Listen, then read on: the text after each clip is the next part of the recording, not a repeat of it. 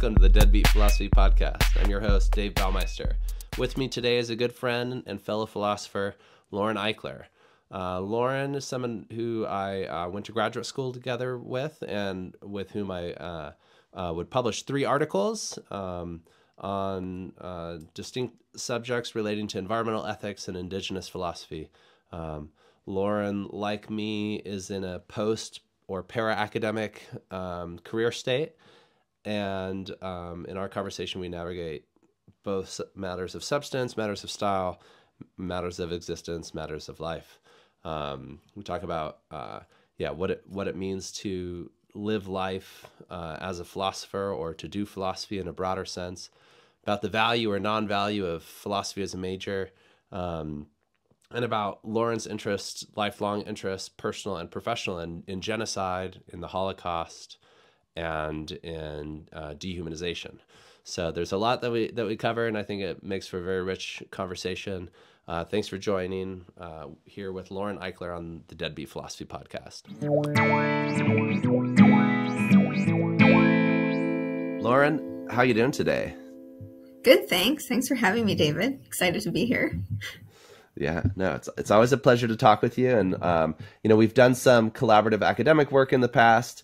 We're longtime friends, and so I think you're somebody who I can definitely connect with, and I really appreciate your coming on here to talk about topics related to the things you've done in your life, and your relationship with philosophy, and then also just some broader questions. So my first question for you is just like maybe give us a nutshell roll in. Who are you? Like, what's your background? What are you doing now? And maybe like touch on what your relationship has been to philosophy. Yeah.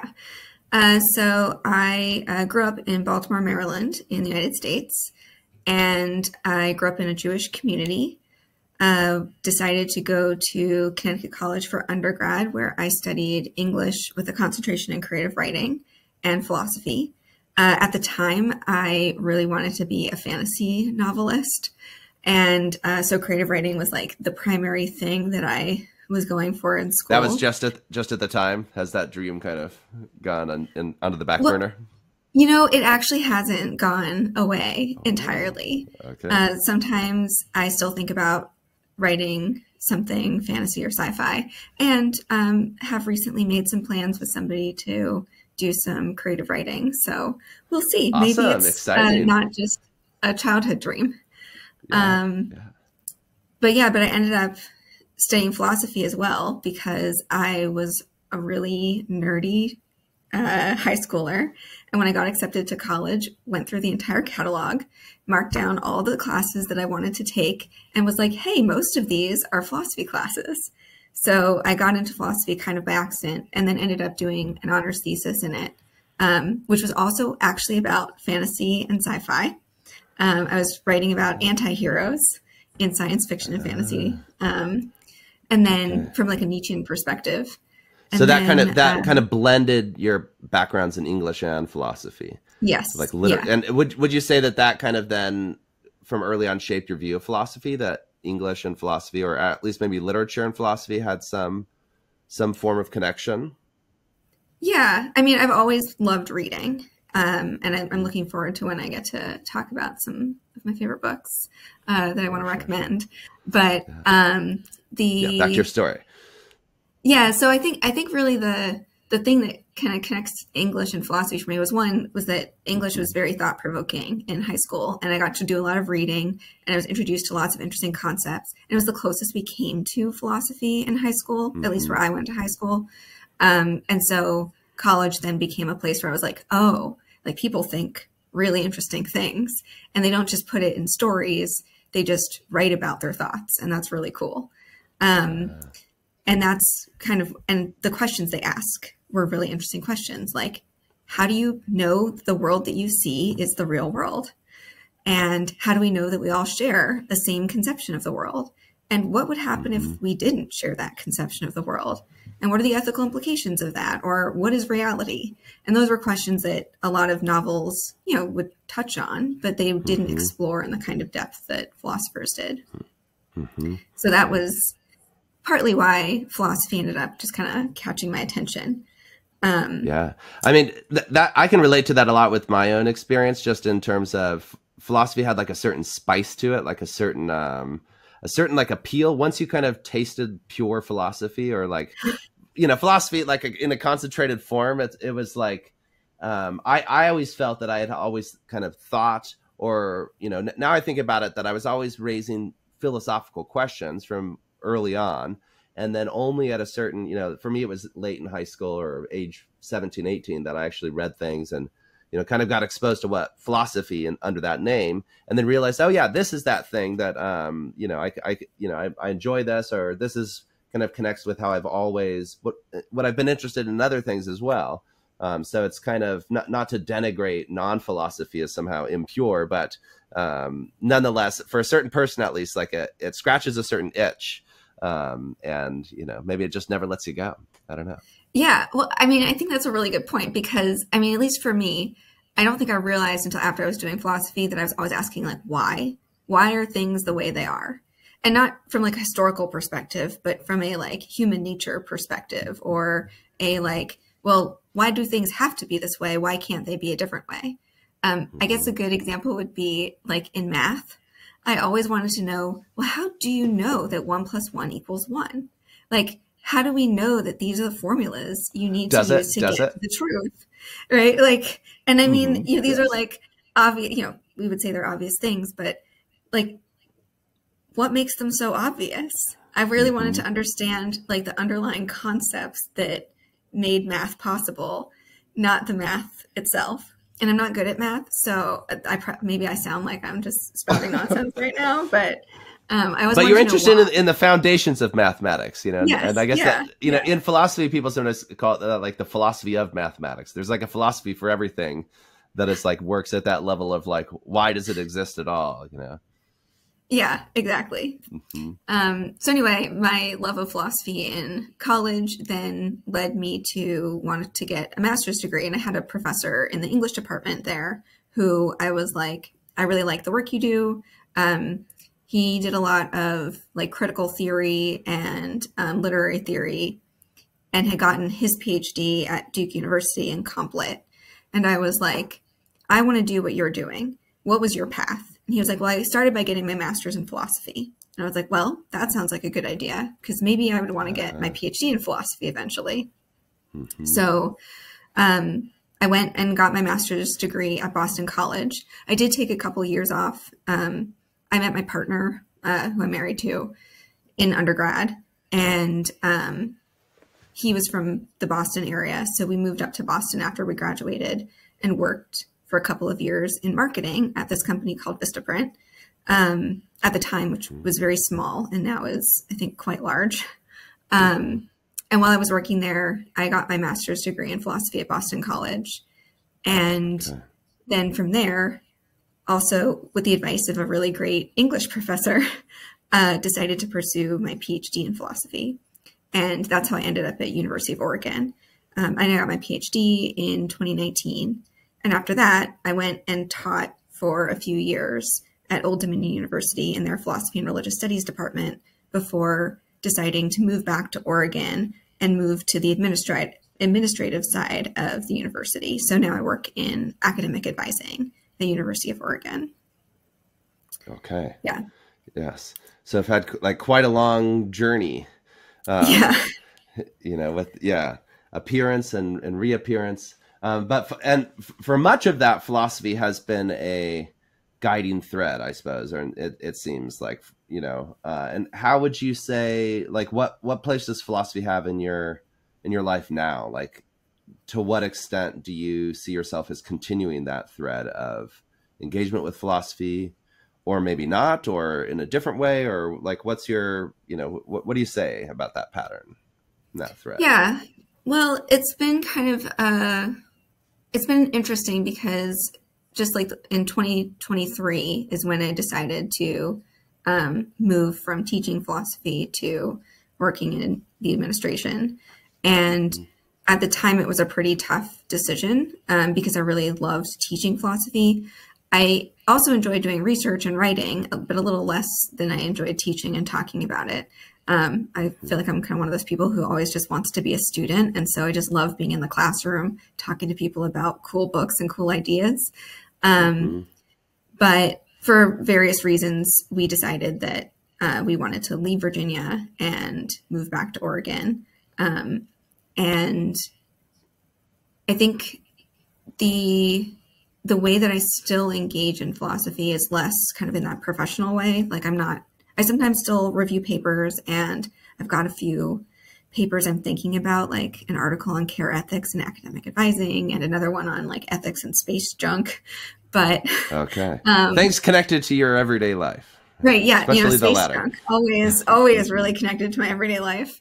But so there are things that I kind of peripherally stay connected to, like the professional world of philosophy, but I think for the most part, I've sort of left a lot of that behind. And now the way that I engage philosophically is just taking that sort of philosophical perspective and training and applying it to my current work and to my life more broadly. So whether that's like the way that I approach the way I live and my political positions, or also at work, like the questions I ask and the goals that I'm setting, and the things that I want to try and accomplish, or that I want the university to accomplish, I think they're all kind of informed by the ability to question and engage critically in a way that's philosophical, but also bringing ethics and values that I've acquired through my philosophical research, and I'm bringing those to bear on the way I live and the way I work. Okay. Do you feel like, so it seems in like maybe on the level of like method or of tools, or of something that can be like applied to these problems, philosophy is helpful as maybe like and so maybe, sometimes philosophy is talked about in terms of critical reasoning or ethical reasoning. And in that sense, like, you can kind of describe that more or less instrumentally, but, in the sense that it's kind of like, methodological. But let me ask this as well. Is there continuity at the level of maybe like values or normative things or ethics as well, more on like a substance? In other words, this is a question I wonder about with philosophers, especially people who work or have worked, on ethics and politics. Like, does working on those topics make you a better person? Is that like somehow connected to that? So it's like, if you're interested in being good, does philosophy come in there now as well? Or do you feel like you can be a good person without philosophy? Maybe if you never needed philosophy for that. And philosophy is really about method. It's like an instrument or a set of tools. I mean, that's, I think, a pretty interesting question, in part because like many people are not philosophers per se, in the sense that like they've gone through philosophical training and they're good people, but also like, is there such thing as a good person, or like, what do we mean by good? Then we're starting getting into like those questions of like, I don't know. And also, is there just one way to be good? Maybe there's many different ways. And what's the metric that we're using for measuring that? Yes. And I suppose those are all philosophical questions, right? When we start trying to figure out what does it mean to be a good person. But I do think that training in philosophy can help us be more thoughtful and deliberative about that, right? So that somebody might just by chance be the kind of person who prefers to avoid conflict and therefore does things to ameliorate situations rather than to, aggravate situations. And maybe that ends up being good in the end and having good results.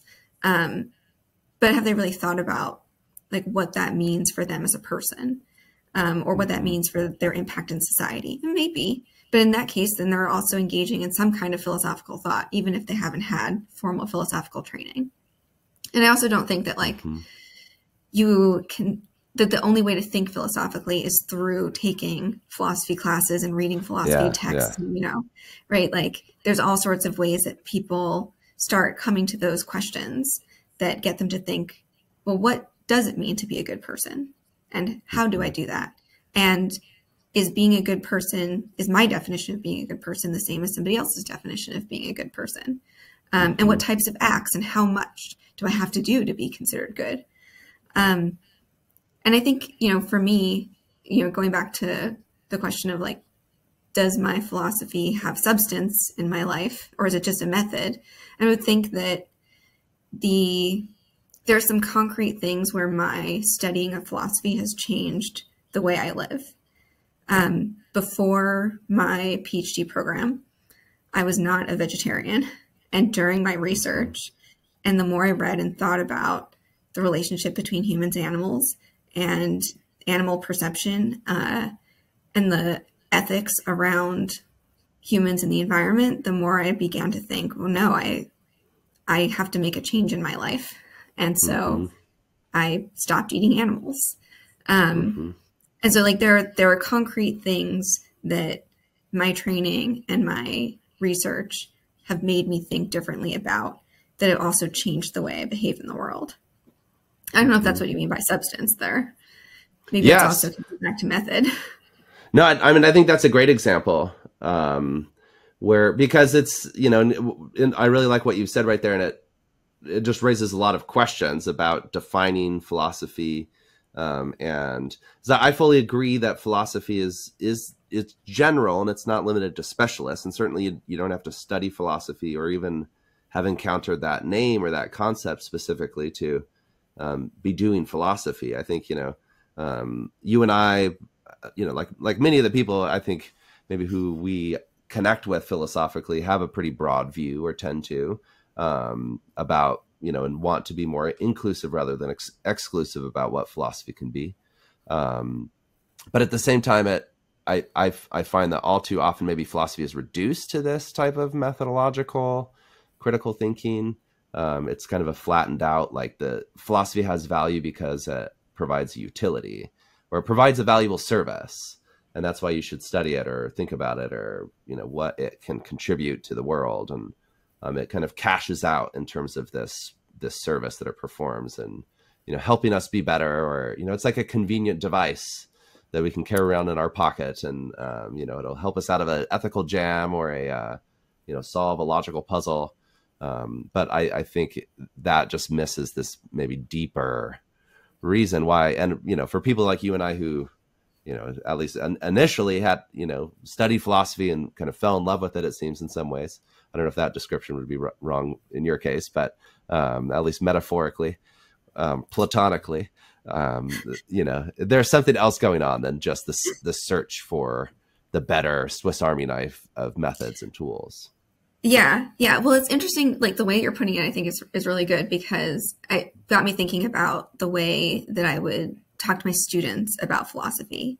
And I think there's the utilitarian kind of transactional way of thinking about philosophy as just this tool that we can pull out to help solve problems might also be connected to the way that we have to pitch philosophy to students and to also administrators and universities and the public in general about why this is a valuable, like just the idea that we have to say this is a valuable field that we should be teaching people, and we have to make the case for that. And so often I find myself, telling students, hey, when your parents ask why you want to major in philosophy, here's all the things that philosophy can do to prepare you for a variety of different careers. It's going to help you be a critical reader. It's going to help you be a critical writer. It's going to help you see the assumptions behind a set of thoughts and help you ask questions about things that will lead to more creative solutions, right? It's also transactional. You say that like a real advisor. No, right, yeah. You got it real polished, yeah. I mean, and I had to pitch it to my students often, right? Like I would teach core education classes with freshmen who had never taken philosophy before. And they're like, what am I doing here? I was told I have to take this class. And then I have to be like, all right, well, here's the cool things that you're going to come away with. Here's the skills you're going to leave with. And so there's that one side of things, which also I think is fun, right? There is something fun about being able to read a text or listen to what somebody says and say, oh, I see the thought process that's happening behind what you're actually saying. I can identify that. And now I can get to the root of the problem. Like there's something satisfying, at least for me. That's fun. And it has value. It's not to say that that it isn't helpful. It definitely seems to have that utility. But it seems like we have to just oversell it. Like, and that, yes, you know, it's so one-sided and like internal to the discipline. That's not, I mean, I think there are some philosophers who think that way, but just knowing philosophers as I do, that's not how they justify why you right. need it. You know? Yeah. So it's this on the outside, you know, they're utilitarian instrumentalists or whatnot, just kind of selling these critical thinking, pre-law, pre-med skills. And then internally, right. They take very seriously all the questions they're asking and things. And that kind of justifies it, I guess. But I think that, like, so there's the contrast, right, of I have to pitch this to students. But then once we actually start getting into the content of the philosophy, people get really excited about what we're actually talking about and what we're reading. So that the questions themselves become the exciting thing. Like when I teach an intro to phenomenology and I like bring in my cube or my object or whatever, and I'm like, hey, like, how do you know when you're looking at an object from the angle that you're looking that there actually is a back to it? How do you know that that back doesn't just disappear? And all the students are just like, oh my gosh, I don't know. And so then, and that moment of like, wait, I'm working through this weird puzzle, and suddenly you're really engaged with the problem at hand and the questions at hand. Like that is a really exciting moment. Or when students get really, like when I teach in my ethics classes, students get really invested in the question of, is abortion permissible or not? Or can we use torture in the military against prisoners of war or enemy combatants to find out information? Or, you know, like these types of questions get people really riled up. And so they move from that stage of, oh, this is a tool set to, no, this is just like a really interesting thing and it applies to me. And I have something at stake in this conversation. Yeah. I think with ethics, it's much easier. I mean, perhaps this is also you found when you were teaching that when it comes to ethical questions, like students can get more engaged. It's a little harder when I'm trying to deal with like metaphysics or teach metaphysics.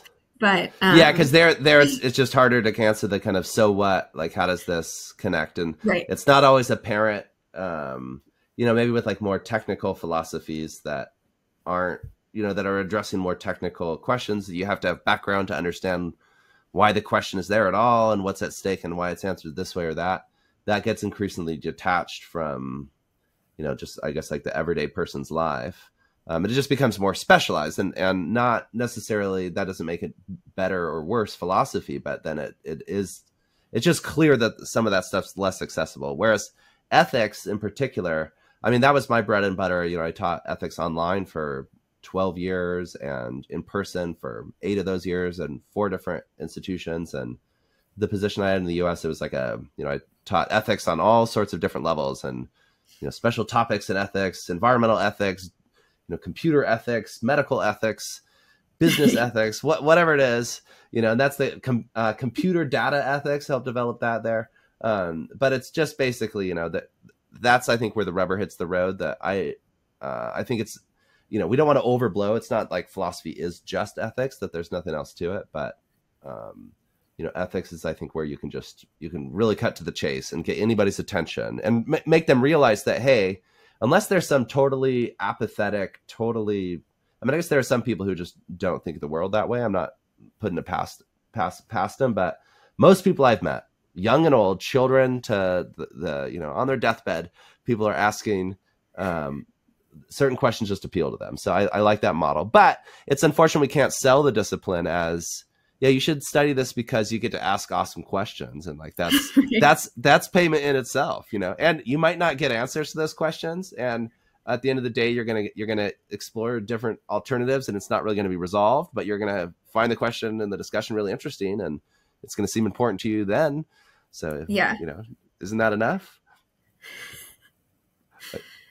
Yeah. I mean, you know, sometimes though that is the pitch, is like, we're just going to talk about cool stuff in this class. So buckle up and have fun. Yeah. Especially if you do like the philosophy of like, of sci-fi or something, or, you know, or more of like a popular topic somehow that connects with their lives. Well, I've taught human nature a number of times at also multiple institutions. And that class just always gets students worked up because we're talking about like, well, what does it mean to be human? Is there a definition of the human? What makes humans different from animals? Like, let's talk about gender and race and justice and evolution and religion.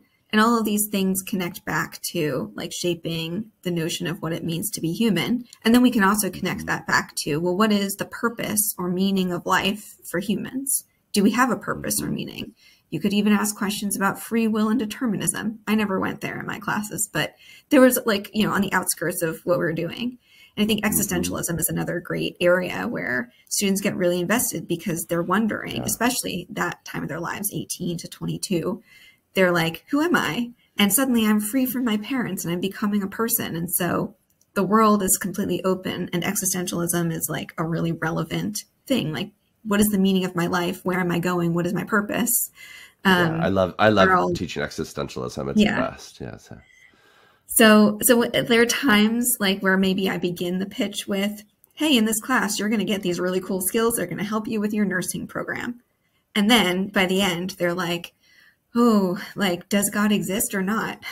And, you know, like, what are the implications of that if God doesn't exist or if God does? And that is like really exciting to see that kind of turn and the change of investment from I'm just here to check this box off my list of degree requirements to no, I actually think I might want to minor or major in this subject.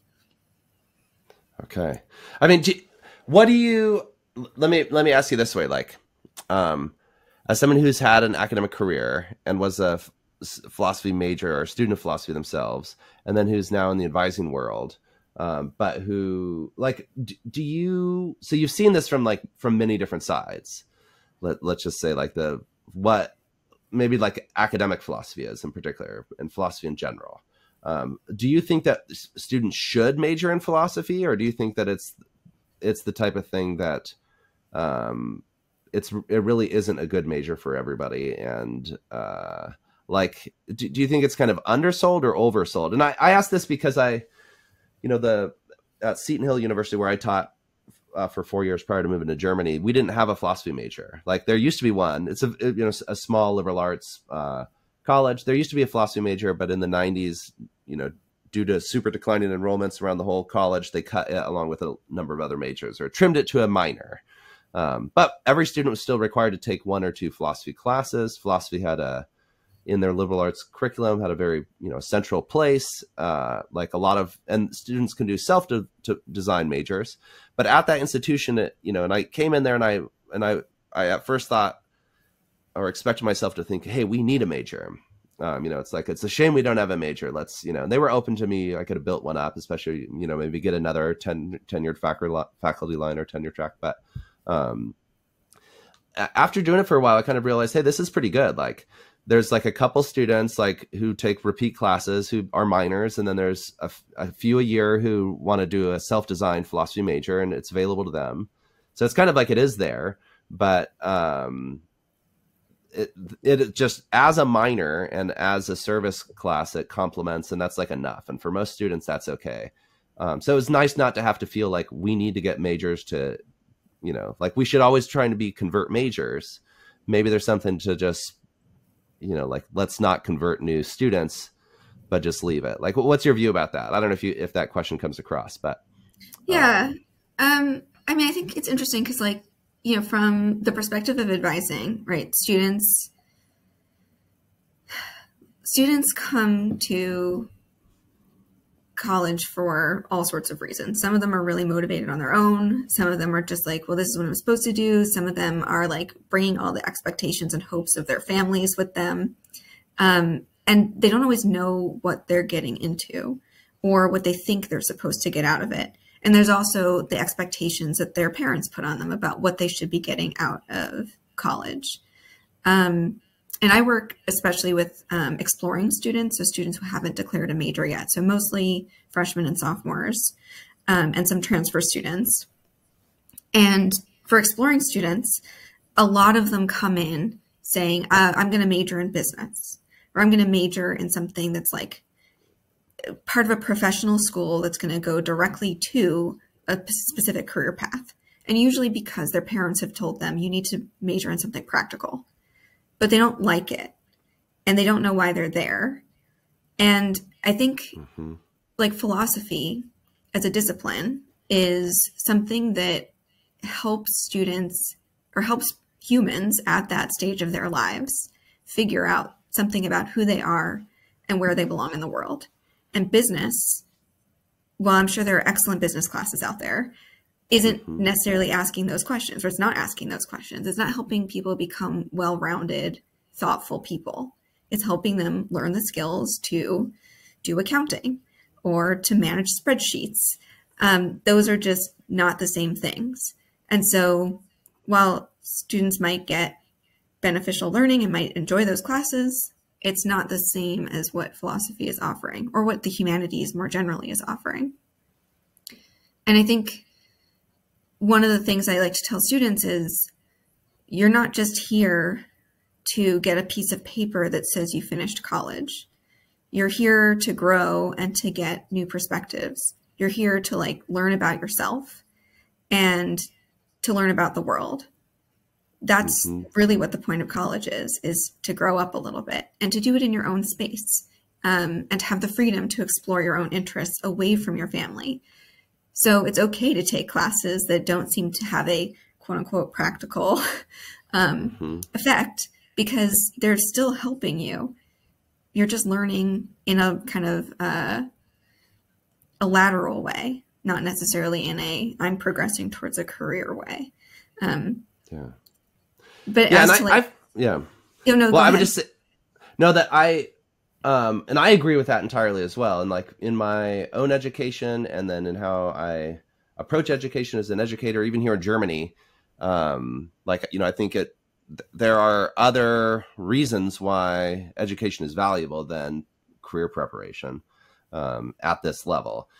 But at the same time, realizing that, with the cost of education being where they are, and with, the current educated or in process of being educated generation being as precarious as things are, like they can't, in many cases, afford to neglect the fact that what you major in college still has some connection to what happens with your career. And like what you're saying, I see, like that couldn't one just argue, well, yeah, you should take philosophy classes, maybe have a minor. Everybody should take it. It'd be good for you, but you don't really need to seriously consider majoring in it. Or, you know what I mean? Like, or maybe just if you're a real wild nutso, you can do it. Or if you're dead set on it and this seems to be, the music in your heart and you need to do that, do it. But, this is more of like a thing that supplements and complements majors that people are already inevitably thinking about. Maybe not entirely. Like I say, it depends on the university and the context. I'm just trying to point out, it feels like sometimes, now that I'm outside of the game a bit, that philosophy just always wants to try to sell itself. And it's part of it. Maybe there's like, it's overselling. And in fact, it'd be better if it didn't have as many people buying it. Yeah. I don't know if I 100% agree. Sold, I mean, I think I think there's value in having philosophy majors. Like, I don't regret getting a major in philosophy or a PhD in philosophy, even though I'm not engaged in professional philosophy any longer. Like, to me, those were incredibly fulfilling degrees and paths of exploration and education. And I think for many of the students that I've taught who've decided to major in philosophy, they're not majoring in philosophy because, somebody was like, oh, you've got to do this, or this is going to be really successful for you. They're majoring in it because they really like it. And of course, there's a few who, for whatever reason, think it's the right thing for them and it's not. But just like any major isn't the right major for everybody, philosophy isn't the right major for everyone. There are definitely people who come in saying, I want to study like how the brain works. And in that case, sure, there is probably a philosophy of the brain class that they could take, but they're not interested in the same types of questions, and that's fine. But I do think the role of philosophy in core education is really valuable, probably more so than having a philosophy major, though I think having a philosophy major helps to continue to develop and build the like knowledge and create like a consistency of knowledge. But I think core education is really important because philosophy it just underlies all the theory of every other discipline. And philosophy enables us to ask questions about the assumptions and principles in every discipline. Why do we assume that things are the way they are? Why do we think that they have to be that way? Is there another way we could approach it?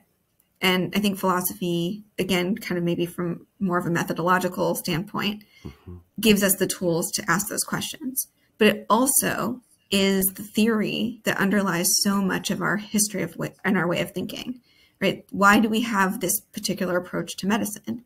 Why do we have this particular approach to economics? Well, there's probably some philosophical text from 2,000 years ago that gives at least the seeds of thought that led to what we think about today. Because philosophers and theorists and scholars have been in conversation with each other for thousands of years. And that's, I think, one of the really exciting things with philosophy and what the philosophy major offers is getting to see that ongoing dialogue between all these people across all these different countries around the world, having conversation about ideas and exchanging ideas and ruling certain things out and developing others. And I think that's really important for students and for people just to know is like, it wasn't always this way. Somebody thought of this. Other people liked that idea. And then everybody talked about it. And it was really popular. And that's how it got to be as sedimented in our society as it is. Yeah, I certainly like and agree with that. The sense that, and I think maybe you and I both have also maybe an inherently historical view of philosophy in certain sense, which we could talk more about. But you've sold me back on philosophy, so now I'm not so jaded about the major. All right. I like that. Glad it was so easy. Yes, yeah. No, I was waiting to be persuaded. So yeah, thanks. Let's take a quick break and then we'll be right back.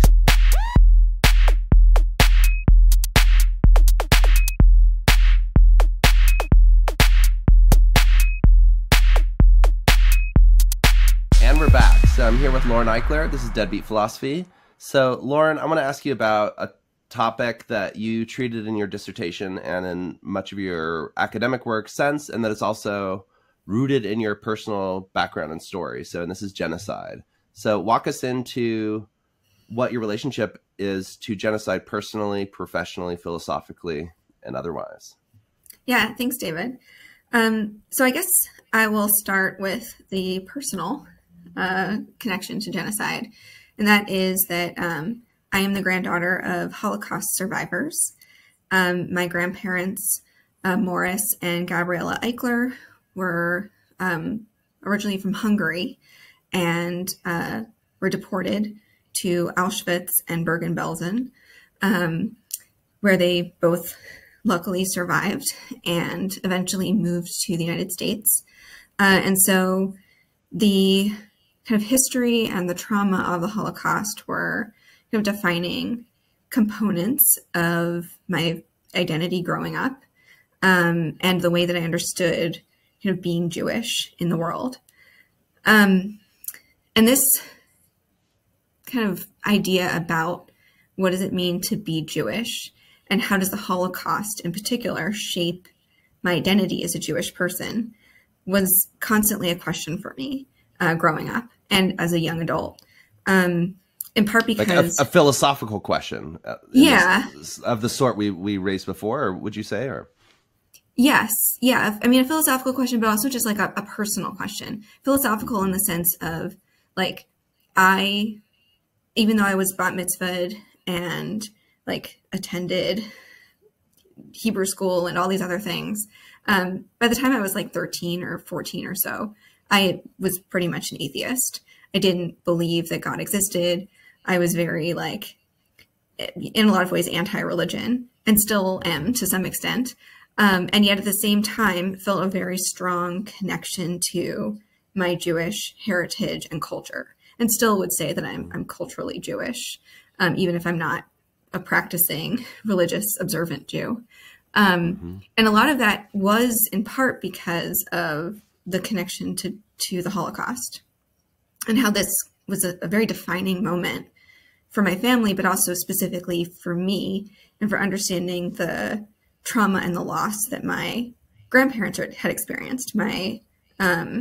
Both of my sets of great-grandparents died in Auschwitz, and my grandmother's 5-year-old sister was also murdered in Auschwitz. And so those are stories that they carried with them. And my grandmother would tell us stories about her time in the camps and the way that they were just asked to stand in cold weather or rainy weather, just reciting roll call over and over, or the backbreaking labor they had to do, or even small acts of kindness from people in the community. Like she said one time they were doing like labor on the side of the road, just digging ditches. And a young girl came out of her house and just left a little bundle on the doorstep that my grandmother was able to get. And in it was some food. And so there were just like, these were stories that defined them and defined their relationship to Judaism, which was very observant. And so I would think about, well, what does it mean to be Jewish in relationship to the Holocaust? How does this define or shape who I am? And when I started working on my PhD, this became a much more kind of driving force in my dissertation research and in my philosophical research overall. So for a long time, it was just a personal question. And then it became a philosophical question. Okay. And I think so. At first, you didn't plan to do your dissertation on that topic at the outset. No, yeah, I thought I was going to do something in like environmental ethics, which in some ways my research on genocide did and does still connect to environmental ethics, and that's actually one of the interesting things I kind of discovered while I was studying and doing work in my PhD was like, oh, these aren't separate issues. It's not that humans do violence to the environment and humans also do violence to each other. These things are continuous. And that was part of what my dissertation ended up being about. So my philosophical research, my dissertation, were on dehumanization and the metaphysics of genocide. And the full title of the dissertation was Dehumanization and the Metaphysics of Genocide, a new theory for genocide prevention. Yes. You always got to get in the good subtitle, yeah. Right, yeah. Twist it a little bit further, yeah. Well, it wasn't just diagnosing that there's a problem. It was also trying to provide a solution. Yes, and so like a comprehensive treatment. Yeah, diagnosis, prognosis, treatment, yes. Yeah. And so dehumanization, or one of the things that I ended up kind of focusing on there, and this was, I think, one of the contributing elements of the connection between environmental ethics and interpersonal ethics or interhuman ethics. And, the way that we talk about dehumanization, or the way that it's often formulated, is when we treat one group of humans as less than human, or we deny them rights, or we deny them basic understanding of what it means to be human. We say, no, they're more like animals. They're more like objects. They're more like machines. They're not properly human, whatever properly human means. And so part of the dissertation was trying to kind of define, well, what exactly does it mean to be human? And why is dehumanization such an effective and central component of genocide? And so I was looking at a variety of genocides. And I should qualify this by saying this is genocide in the modern era and more contemporary, not like ancient forms of violence, because I think there was a different way of thinking that was going on there. But genocide is itself like a modern phenomenon. Yes. Okay. Or the way that genocide is enacted now, or since, I guess you could say, Columbus, is different than the way interhuman violence was happening before. And I think that's because there's an introduction of new concepts, like the concept of race, that didn't exist prior to the 1500s. And so once we have the introduction of those concepts, those begin to shape the way that genocide is thought about. So the dissertation was focusing on kind of the philosophical approach, I guess you could say, was what is the logic of genocide? What ideas and concepts about humans and non-human nature were informing the way that we carry out violence against other people? How do those things structure our thought? And how do they then lead credence to a belief that it's okay to eradicate certain groups of people? In the same way that we might say we can exterminate mice or cockroaches or ants or other beings that we consider to be pests. That seems, for many people, perfectly acceptable thing to do. Let's just wipe out this entire colony of ants. Let's just wipe out this entire, nest of mice. And in the same way, that logic was applied to other humans. Let's just wipe out this entire group of human beings because they're a nuisance to us, or we think of them as disease-ridden, or they're not pure enough.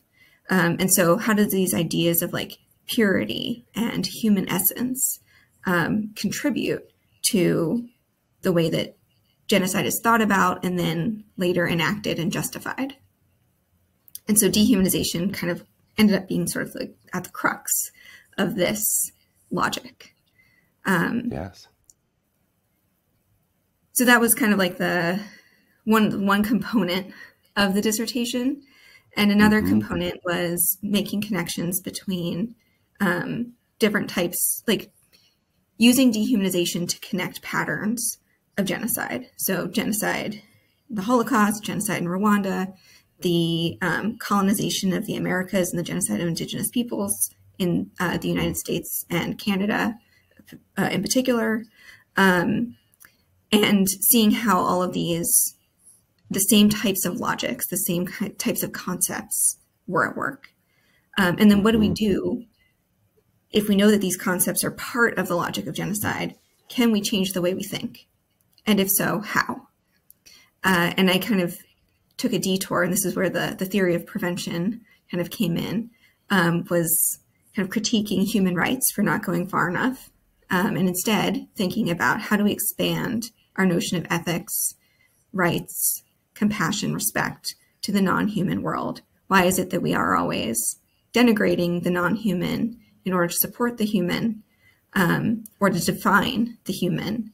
Perhaps we need to get rid of this kind of binary way of thinking of human and non-human altogether. Okay. And I think maybe one thing I feel like I've been missing in my explanation here is the way that dehumanization has been talked about by a lot of other scholars is like dehumanization is bad.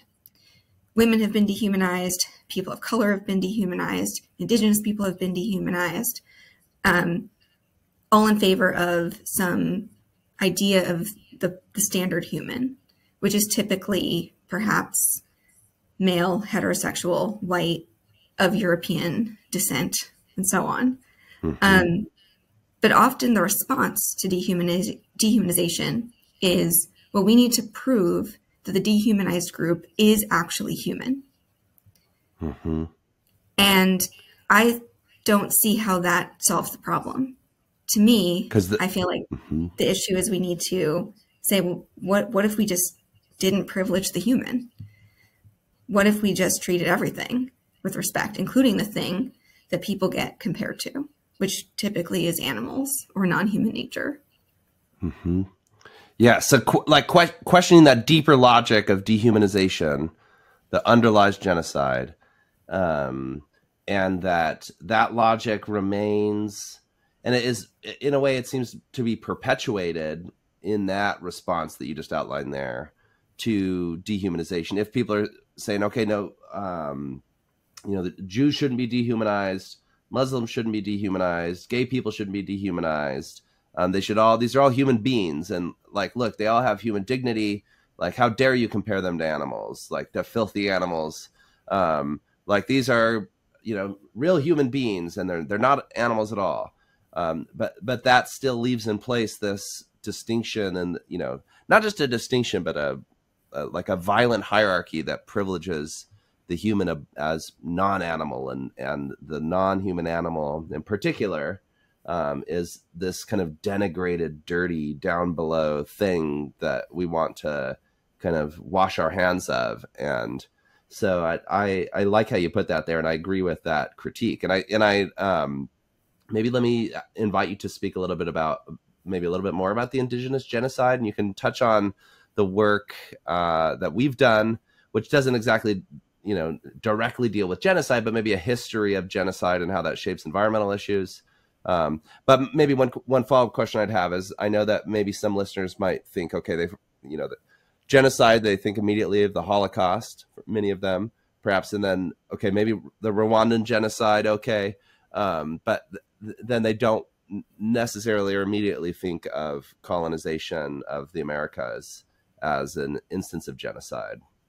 So maybe could you speak a little bit more about the sense in which this is also genocide, maybe through the lens of dehumanization, or in general, like what for you, like entering into that terrain, because I also find that very unique about your profile as a genocide scholar and a philosopher of genocide, in that you're holistic, and you have a broad, I think, philosophical, like broadly rounded view of this topic. So round it out for us further. So first, I guess I should say that there are scholars who are still debating, scholars of genocide who are still debating whether the colonization of the Americas qualifies as genocide. And this includes indigenous scholars who are part of this conversation, some taking the stance of, yes, genocide definitely did happen across the Americas, and others who want to be more nuanced about, well, it was genocide in some places, but not genocide in others. Or others who are like, no, it's actually ethnic cleansing that happened. So there's a lot of different language and ideas and debates that are still going on. I think for me, when I think about why I would qualify or name what happened as genocide, kind of broadly speaking, is that there is an effort to destroy, in whole or in part, a group based on their racial or national identity. There were very explicit policies carried out in both the United States and Canada that asserted the removal of indigenous people, that legalized, or maybe not legalized, but made it permissible to move or eradicate or fight back against people. There were military excursions that were made that destroyed entire tribes or decimated them to the point where they couldn't really subsist on their own any longer. There were all sorts of policies put in place to disrupt indigenous practices, languages, religions, rituals, social structures, economies, ways of living. I mean, you name it, it was disrupted. And so even though the UN's definition of genocide is pretty narrow in terms of a focus on like mass killing and preventing births in a group of people, it's a very biological definition in a lot of ways. The author, or the person who came up with the term genocide, Raphael Lemkin, who was a legal scholar, he had in mind a much broader idea of what counted as genocide. And that included the disruption of political institutions, of language, of cultural norms. And that we can say definitely occurred in the Americas across the board. Now, in some cases, treaties were made and there was land that was sold, wars were fought, and people just lost the war. But there was also lots of evidence to show in many different places throughout the United States and Canada that there was a concerted effort by colonists to eradicate, remove, or push out indigenous people and disrupt their ways of life and assimilate them into the new colonial culture. So in that sense, I would say, kind of broadly speaking, a genocide did occur.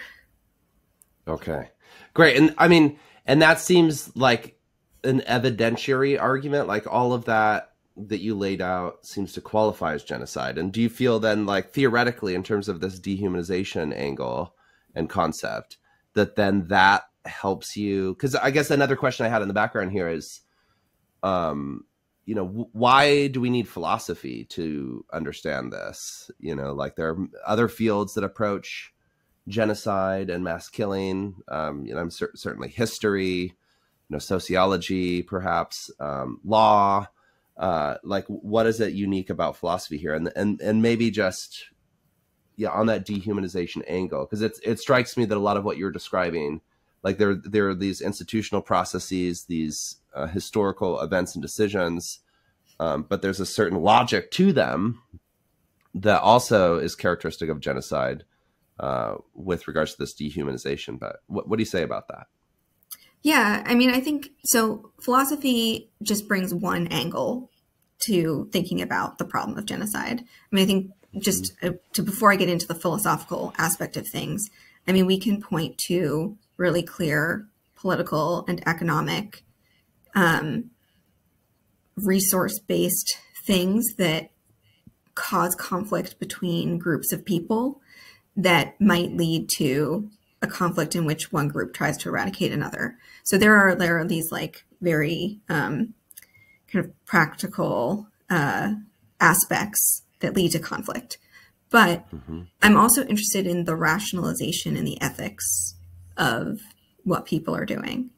What is, as you pointed out, what is the logic of genocide? What is the thing that we tell ourselves to justify its use? Where do those concepts come from? Where are they built out of? What's the legacy of those ideas? And I think this goes back to the point you were bringing up before about like our interest in the history of philosophy. And I see there's concepts that are introduced in Kant and in Locke, and even in Aristotle, that are used to then make a distinction between the human and the non-human, the proper and the improper, the one who has right and the one who doesn't have a right. And so those are the things that I'm more interested in some ways, right? The philosophical approach to that is kind of trying to understand how these concepts permeate and justify genocide, and perhaps even lead to the logical conclusion that genocide is the answer to solving a problem, rather than, you know, some other kind of solution to the issue. And I think in dehumanization in particular, so in the indigenous context in the Americas, there was definitely dehumanization occurring. We have written documents in which humans are compared to wild beasts, wolves, foxes, deer, like animals that can be hunted or animals that are considered predators or pests. There's writing on how Native Americans are diseased. In fact, Mark Twain also kind of wrote some really disturbing racist essays on how dirty Native Americans were. And so there is this dehumanizing element that is in practice there as well. And as I was looking at those, I was like, well, why is this so effective? What makes dehumanization such an effective technique in getting people on board with the process of genocide? How does it change our ideas? How does it change our thoughts? How does it persuade? And if we hold on to this notion of some kind of pure human, of some human soul that is maybe given to us by God, or there's some metaphysical or ontological purity about what it is to be human, and there's something that's defective in these other groups of beings that makes them not human, then we start to open the door to saying, well, the same rights, the same things don't apply to them. And in the same way, kind of what you were bringing up earlier, this is often how we treat animals in non-human nature. It's not just that it's the dirty other. It's also by treating them, by looking at the natural world and animals in particular as less than human, it means that we can exploit them, that we can consume them, that we can abuse them, that we can kill them without any moral concern. The morality of it goes away. I mean, of course, there are many people who have raised moral questions about the way we treat animals, asking questions like, do animals suffer, and things like that. I mean, Peter Singer, I think, is a really important philosophical voice in that conversation. But in asking some of those questions, do animals suffer? Well, do they suffer like humans? Humans still remain the measuring stick of what matters.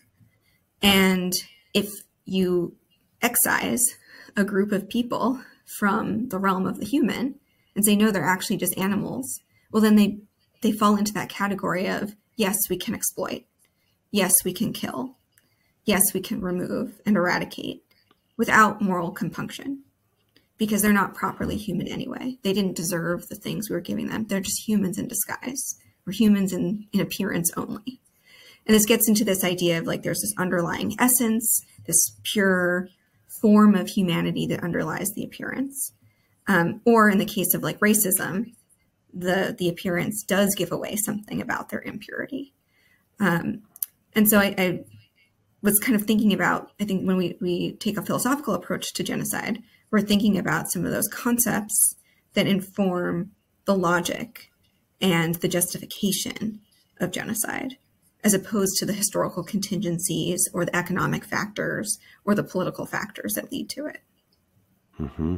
Yeah, there's a unique explanatory, descriptive, analytical element added by philosophy there, it seems, that these other ways of thinking about it, while also necessary and connected, maybe can't get at quite as directly. So, and I want to transition, like building on this, to a temperamental question then. So it's like you chose to do your dissertation on genocide and dehumanization. You think about these topics in the world. You are attentive to how ethics and philosophy and life and death matters are around you, and you've shaped your behavior in relationship to that. So I want to talk then just about your relationship to death in general. So, and maybe just like dark topics, because a lot of people shy away from this. And, I think genocide is a matter of death, right? I mean, death is central to genocide as a topic.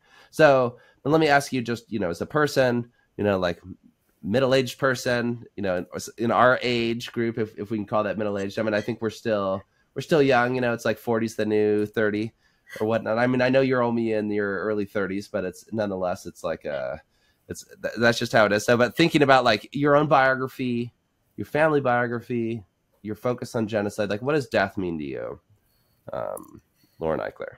Well, first correction, I am not in my early 30s, definitely in my 40s now. So feeling the middle-aged questions coming up.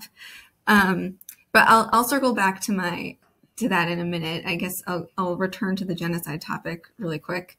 In some ways, I guess, like, yes, researching and reading about genocide is just like depressing and sad. And it was like hard doing a lot of that research, especially feeling like in a way let down by history and humanity in so many ways, and to also see the repetition of it.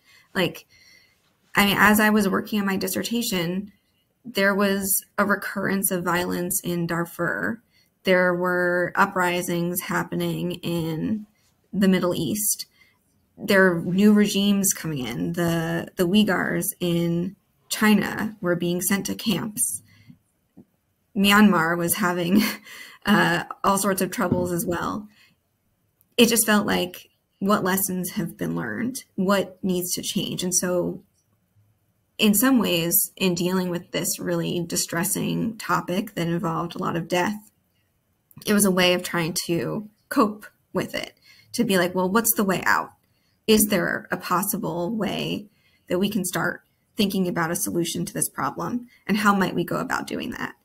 And so I guess one kind of element of my research was thinking about what needs to change, what new ways of approaching the world do we need to have? And that to me was a very hopeful thing that was like life affirming, as opposed to dwelling on the darker side of the death component of genocide. And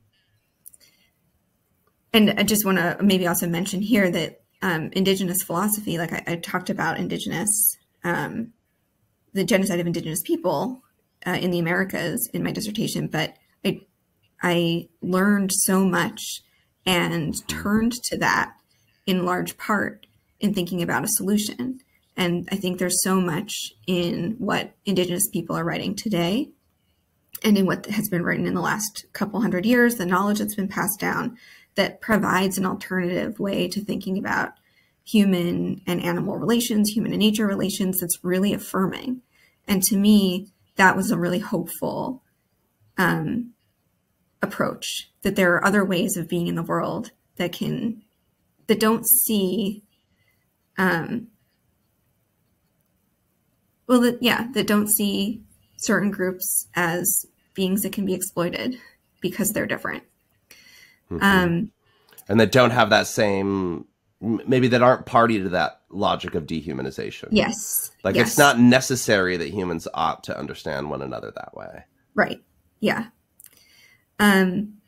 So yes, it was depressing to be talking about and researching genocide, but it really was, I think, an effort to cope with the violence that I was seeing in the world. And also at the time that I was doing my writing was during the first Trump administration, where it just felt like things were really bleak. And so I wanted to do something more positive and hopeful. Unlike the second Trump administration. Oh yeah, you know, all, yeah. let's talk about bleak. I mean, it's hard right now.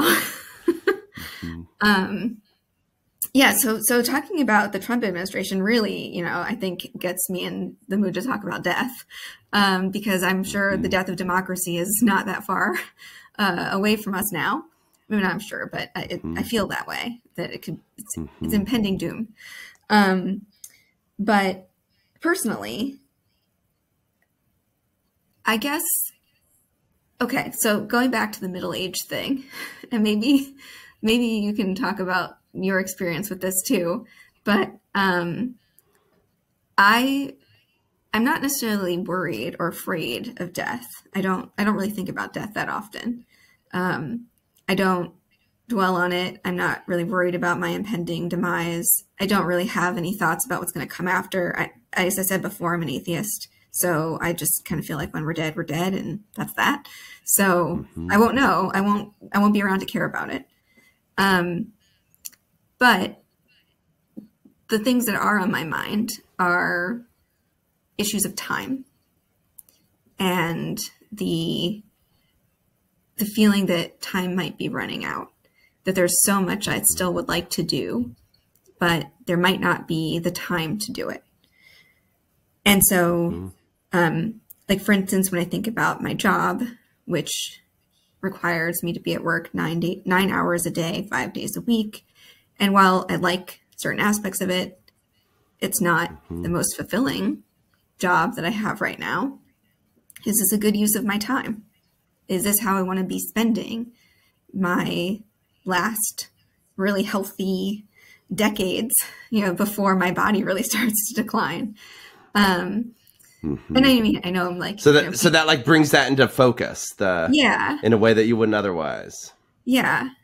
So while I'm not like thinking about death itself, I am thinking about, okay, well, I'm getting older.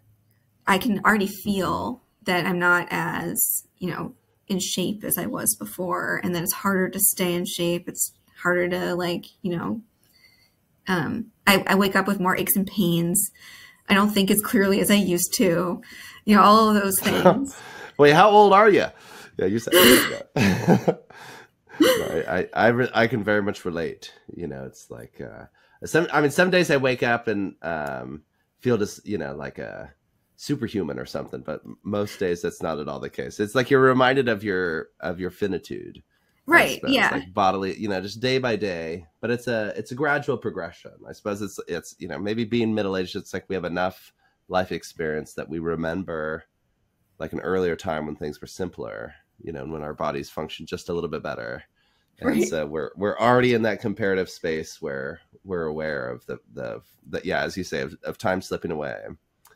Even though it's so relative, you know, I'm sure if there are like, you know, folks in their 70s or 80s who would hear this conversation, or 90s, you know, they'd be like, oh, you have, you know, you're, you know, how dare you say that, or something like you don't even know what you're talking about with time slipping away at what, 41. So, but it is interesting. So, yeah, but you're not afraid. So you're not afraid of death, but time, it's like you have an acute sense of time. Yeah. And it's not just like my time, but it's, for instance, you know, my parents, my in-laws, they're all in their 70s or turning 70. My parents are both turning 70 this year. And I now live on the opposite side of the country from them. And so when I think about time, it's not necessarily my death I'm thinking about, but the time I get to spend with my parents before they die. And hopefully, you know, that'll be another 20 years from now. But, you know, the possibility becomes certainly more imminent. And so, or for instance, my cat is really ill right now, and I don't know if he's going to survive another year. And so just thinking about, for example, sorry, my throat just got really dry. Maybe I'm going to edit this part out. That's okay.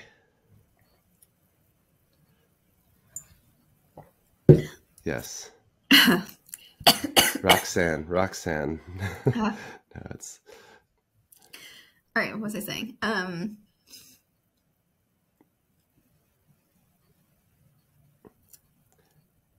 You'd mentioned Roxanne. Yeah, I was being trying to remember of advanced age. Yeah, no problem.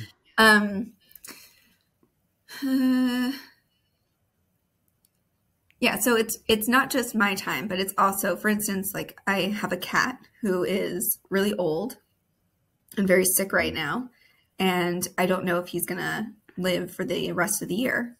And so I'm thinking about the time that I get to spend with him and all the time I have to spend at work, and I can't take care of him, and I don't know if how long he's gonna last.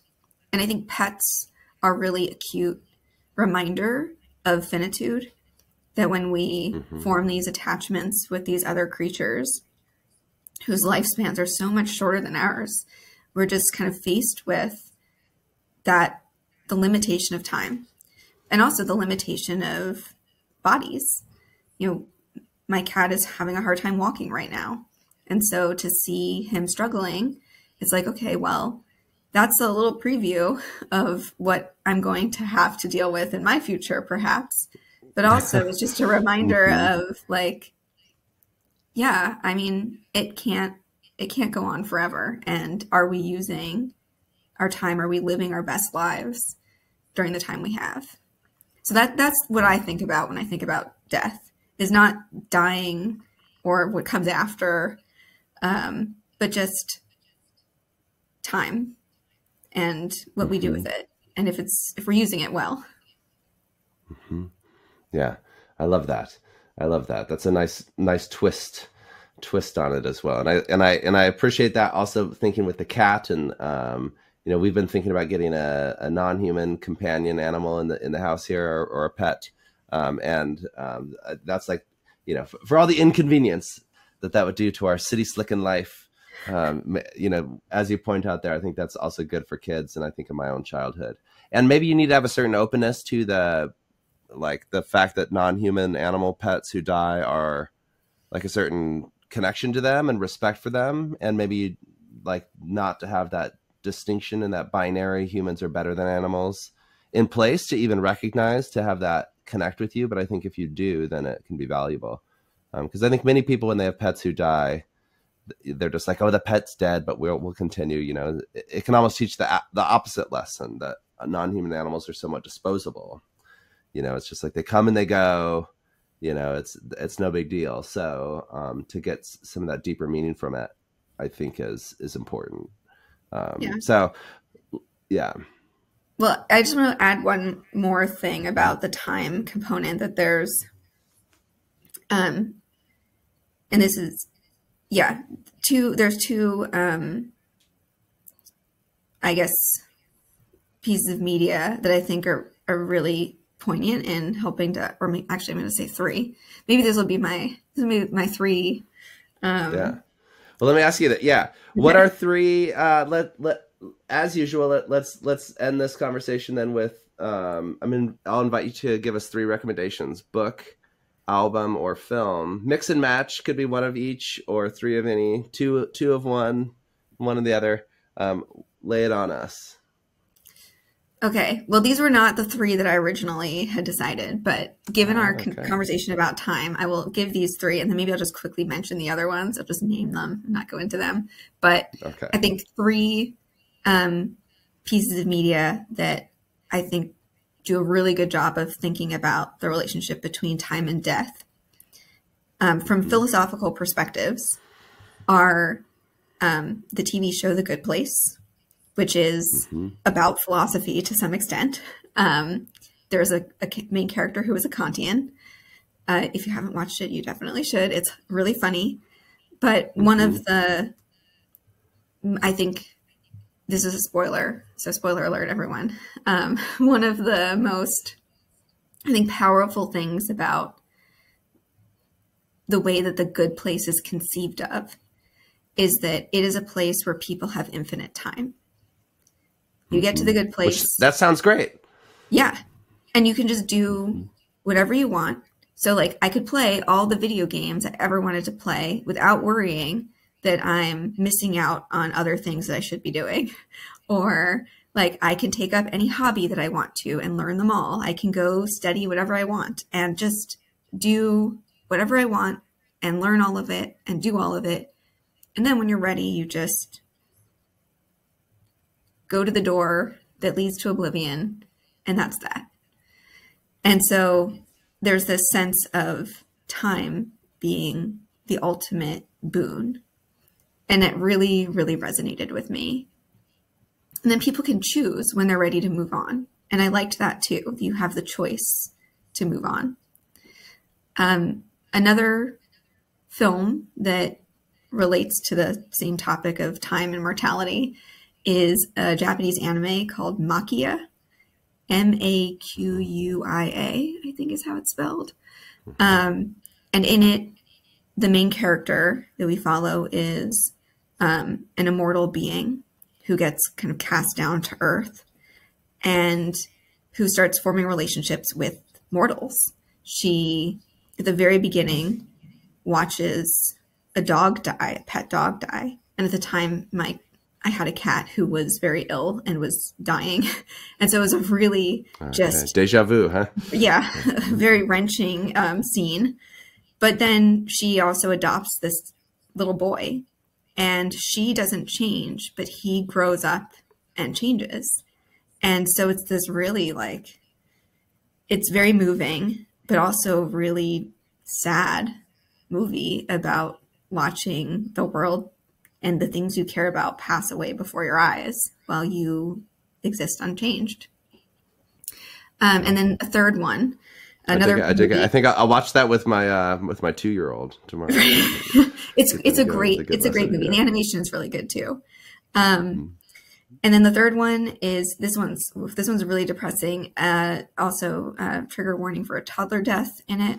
But the movie is called Anyara, and it's based off of, I believe, I'm going to get this wrong. It's a Scandinavian epic poem. I think it's Swedish. You might want to fact check that. Okay, I'll put it in the show notes. Yeah. And the movie, so it's about a spaceship that's traveling between a passenger spaceship that's traveling between Earth and Mars, and it goes off course, and it's just going out into space. And it's about the people on the ship trying to survive and trying to make meaning of their lives on this ship in which they don't know if they'll ever be rescued. And so there's all these like phases of people trying to make sense of what's going on. There's denial, and there's chaos, and there's anarchy. And then there's a new form of government that forms on board the ship. And then there's a cult phase. And then there's this hopeful sense of rebirth and renewal. And then there's nihilism. And it's just like every phase, everything the existentialists talk about is kind of dealt with in this film. And it's both bleak and hopeful at the same time.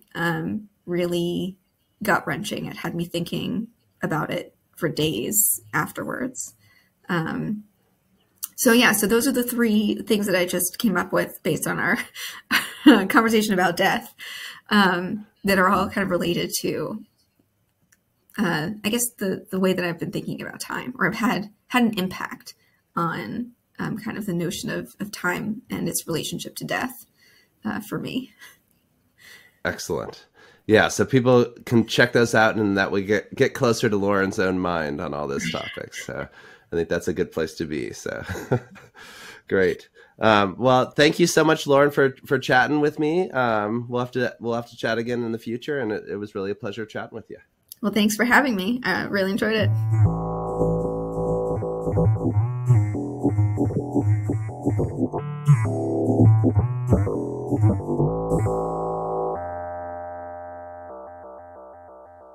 We hope you enjoyed this conversation with Lauren Eichler. The Deadbeat Philosophy Podcast is a co-production of Deadbeat Media and the Museum Hegelhaus Stuttgart.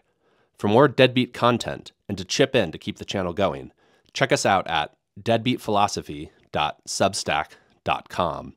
For more about the Museum Hegelhaus, check out hegelhaus.de. That's HEGEL-HAUS.de.